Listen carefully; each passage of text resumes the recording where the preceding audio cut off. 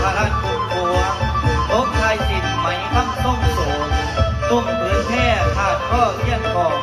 ซับผัดเสียงสิบสองสิเสิร์เบาเอาหวนแม่เอ้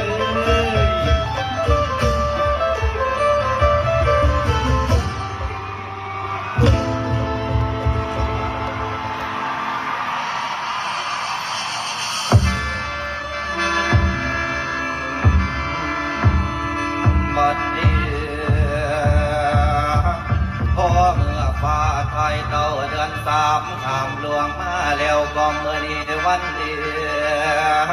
สิ่งบุญขวัญอัญญาแม่สีวัดสีผู้ทรงแก้วก็ติดเสียงแต่งเป็นดีแล้วว่าเมื่อนี้วันเดีย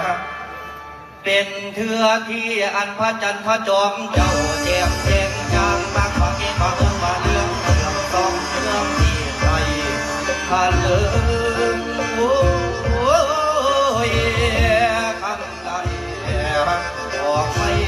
เดือนสาม